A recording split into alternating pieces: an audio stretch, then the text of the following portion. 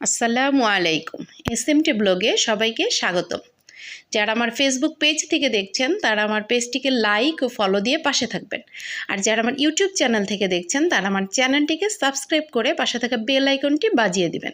তাতে করে আমি ভিডিও দেওয়ার সাথে সাথে নোটিফিকেশন আকারে চলে যাবে। যারা অলরেডি সাবস্ক্রাইব করেছেন তাদেরকে জানাই অসংখ্য ধন্যবাদ। আমাদের সামনেই ঈদ চলে এসেছে। আজ আমি রান্না করব ঈদ স্পেশাল শাহি জর্দা। একটা ফ্রাই প্যানে আমি বেশ কিছুটা পানি দিয়ে দিয়েছি, আর পানির মধ্যে আমি কিছুটা জর্দার রং দিয়ে দিলাম।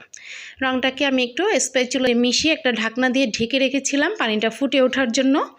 পানিটা ফুটে ওঠার পর এখন আমি এখানে চাল দিয়ে দিব। আজকে আমি এখানে বাসমতি চাল নিয়ে নিয়েছি।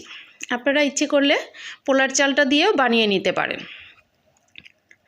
তো চালটা দিয়ে আমি একটু নেড়েচেড়ে দিয়ে ঢাকনা দিয়ে কিছুটা সময়ের জন্য ঢেকে সিদ্ধ করে নেব। 80% সিদ্ধ হয়ে গেলে আমি এটাকে নামিয়ে একটা ছাঁকনিতে ছেঁকে নেব। চালটা ছেঁকে নেওয়ার পর আমি আরেকটা ফ্রাই প্যানের মধ্যে বেশ কিছুটা ঘি দিয়ে দিয়েছি। ঘিটা গলে যাওয়ার পর এখানে আমি কিছুটা কিশমিশ দিয়ে কিশমিশটাকেও ভেজে নিব। এই তো কিশমিশটা ভাজা হয়ে গেছে, আমি কিশমিশটাকে উঠিয়ে রেখে দিব। আর এখন আমি এখানে কিছুটা কাঠবাদাম ভেজে নিব। আপনারা চাইলে কাঁচা বাদামটাও দিতে পারেন। আজকে আমি একটু ভেজেই নিচ্ছি।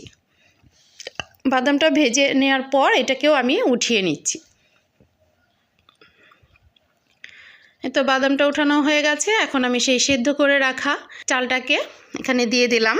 দিয়ে আমি ঘির সাথে ভালোভাবে নেড়েচেড়ে মিশিয়ে নিচ্ছি।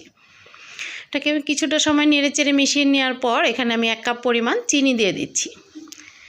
চিনিটাকে দিয়ে আবারও কিছুটা সময় নেড়েচেড়ে একটু ঢাকনা দিয়ে ঢেকে রেখে দিব আমি একটু দমে আর কি। যেহেতু বাসমতি চাল তাই একটু সময় লাগবে। এটাকে আবারও আমি কিছুটা সময় ঢাকনা দিয়ে ঢেকে রেখেছিলাম আর একটু নেড়েচেড়ে দিয়ে এখন আমি এখানে 1/2 কাপ পরিমাণ কমলার রস দিয়ে দিলাম। কমলার রসটা দিয়ে দেওয়ার পর আবারও কিছুটা সময়ের জন্য ঢেকে নিয়েছি। এই তো জর্দাটা আমার প্রায় হয়ে এসেছে। এখন আমি এখানে সেই ভেজে রাখাটা দিয়ে দিলাম আর কিছুটা কুমড়ার মোরব্বাও দিয়ে দিলাম।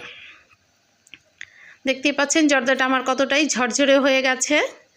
এখন আমি এটাকে নামিয়ে একটা প্লেটে বেড়ে নিয়েছি। আর এখন আমি সেই ভেজে রাখা কাঠবাদামগুলি দিয়ে এটাকে পরিবেশন করে নিচ্ছি।